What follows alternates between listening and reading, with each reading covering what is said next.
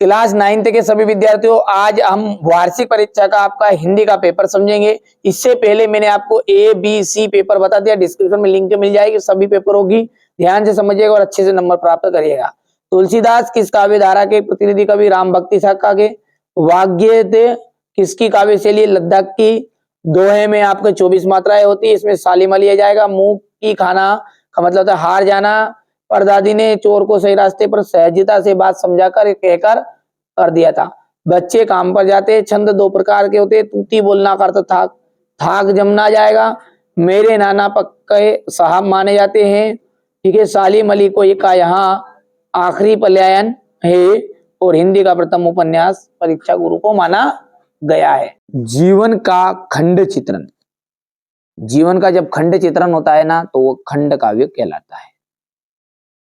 हरिशंकर परसाई, इसका जाएगा वसुधा। आकाश का जाएगा नभ गगन। जनसंपर्क विभाग, बाढ़ की सूचना। ठीक है, गोदान उपन्यास के रचिता प्रेमचंद। और मेरे बचपन के दिन महादेवी वर्मा। हो गया। जय शंकर प्रसाद छायावाद के प्रमुख कवि है, तो ये बिल्कुल आपका सत्य है। जहां नायक और नायिका के विरह का वर्णन हो वहां संयोग श्रृंगार रस रहता है, तो वहां पर वियोग रहता है, ये आपका असत्य हो जाएगा। आज उपभोक्ता संस्कृति का समाज पर कोई प्रभाव नहीं है, ये भी आपकी गलत बात है। प्रत्यय शब्द के पहले जुड़ते हैं, तो ये बात भी आपकी गलत है, प्रत्यय बाद में जुड़ते हैं। और शंकर लड़कियों के छात्रावास में ताक झाक करता था, बिल्कुल राइट बात है, जूता भी खाता था। ठीक है, किसी घटना का आंखों देखा सरस वर्णन ही रिपोर्टाज कहलाता है। बच्चे काम पर जा रहे हैं, कवि का क्या नाम है? राजेश जोशी। दोहा छंद कितनी मात्राएं होती है? 24 मात्राएं। सालिम अली की पत्नी का नाम क्या? तहमीन। रचना के आधार पर वाक्य कितने प्रकार के होते हैं? तो 3 प्रकार के होते हैं। रीढ़ की हड्डी एकांकी की समस्या पर आधारित, तो विवाह की समस्या पर आधारित है। छायावादी काव्य की कोई 2 विशेषताएं लिखिए। 2 प्रगतिवादी कवि और उनकी रचनाएं, एक एक रचना लिखनी है। कवि ने सच्चे प्रेमी की क्या कसौटी बताई है? कवि का ब्रज में वन बाग और तालाब निहारने के पीछे क्या कारण है? यहाँ पर कवि जो है शासन की तुलना तम के प्रभाव से क्यों कर रहा है?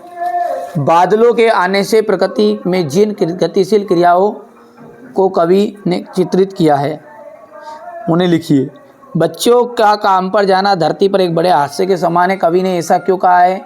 मान सरोवर से कबीर का क्या हास्य है? प्रबंध काव्य की परिभाषा और भेद। भयानक रस की परिभाषा लिखिए। उत्प्रेक्षा अलंकार।